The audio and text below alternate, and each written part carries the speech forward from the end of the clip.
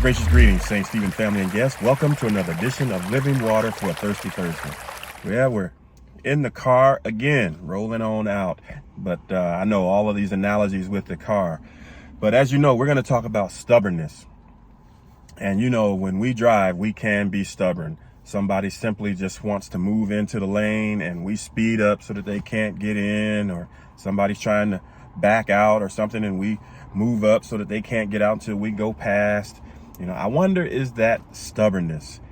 Well, if you look up stubborn, it actually speaks of our attitude and actions not being changed, even though we have evidence of something that could be better or more beneficial than the position we have. It doesn't mean our position is wrong. It doesn't even mean our position is right. It just means that we've heard or learned something that is more accurate in that particular case, and we should allow it to forge ahead. But out of stubbornness or out of obstinance, we don't allow it. But I would kind of venture to say that stubbornness, even though it's in the Bible, and we'll look at that, and even though it is sinful, I would think stubbornness may actually be what I would call a secondary sin. Secondary sin meaning not a sin that we necessarily commit second as opposed to first, but literally secondary sin meaning there is a root sin, and then a sin like stubbornness is actually an outpouring or an outcome or a result of another sin. And so we are typically stubborn because maybe we're angry, maybe we do not have contentment, maybe we have a lack of peace. Some of those things are the things where it can put us in a place where stubbornness now comes to the forefront.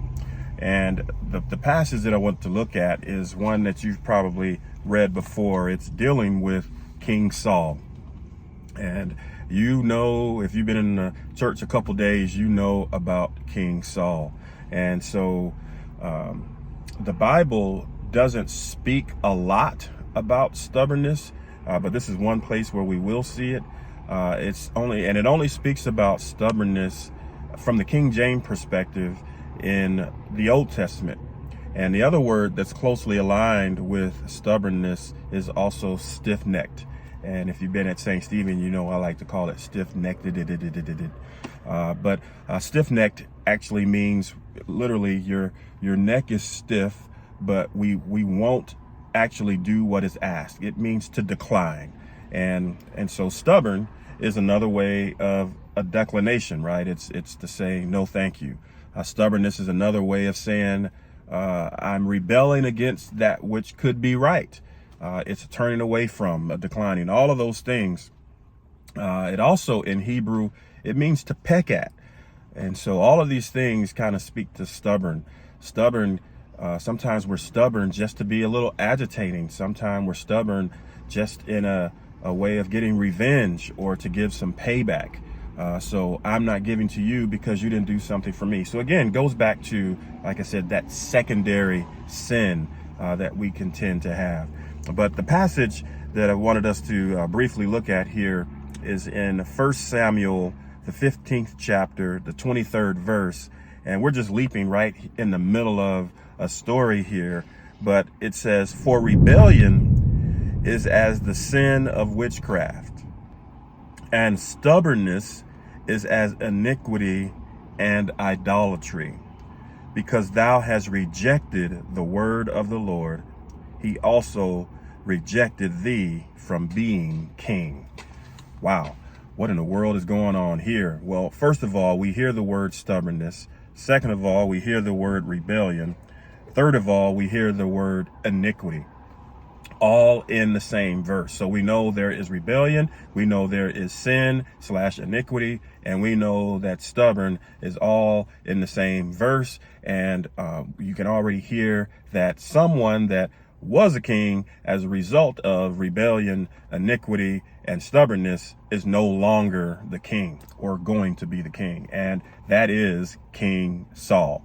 And so if you know this 15th chapter, it starts off with Samuel getting a mandate from God, Samuel being God's prophet, God's mouthpiece, to speak to Saul and say, hey, I want you to go and I want you to take out the Amalekites, and I want you to take out all of them. I know that's a tough word. He says, I don't want you to leave any animals. I don't want you to leave anything. And as you know, the story goes, Saul actually allows King Agag to stay alive. Not only that, but he also keeps the best sheep and oxen and all those things. They keep those alive, basically taking the spoils of war.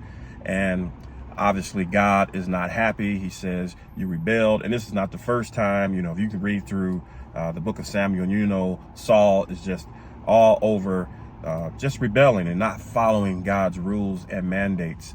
And what I appreciate here is God basically lays it out and says, listen, rebellion is your issue. And Samuel, in his response to God, and just the verse prior to it, he basically says, hey, you know, we took the stuff because we wanted to offer it as a sacrifice to you. That's why we got the rams and the goats and the oxen and all those things. And verse 22 of 1 Samuel 15 says, and Samuel said, hath the Lord as great delight in burnt offerings and sacrifices as in obeying the voice of the Lord? So in essence, I told you exactly what to do, and you rebelled against that. You didn't do what I asked you to do. He said, do you think I'd rather you give me some sacrifices that you got from someone else? You think I'd rather have that than to have your obedience? He says, no, I want your obedience. That's the priority for me. That's what I'm looking for. And so with that being said, that was just a motorcycle that rode up. If you guys heard that background noise, he's playing his music, had the bike going. And so, yes, he's just out enjoying his ride. But nonetheless, we have Saul here in this context, and Saul is being chastised now by God and saying, listen, your excuse is not carrying any weight with me at all. And I want you to know, verse 23, it is rebellion, it is sin, and it is iniquity, and it is idolatry. You're putting yourself before me. You're putting others before me, because another part of Saul's excuse is, well, the other tension that I have is the people wanted to keep the stuff, and I didn't want to tell the people no, because they wanted to keep the spoils, and, you know, and I didn't want to tell them. So he uses that excuse as well. But you're the king, right? So you just have to tell the people, this is what God said, and I'm going to honor God, and we're going to honor God, and this is how it's going to be. But he didn't do that.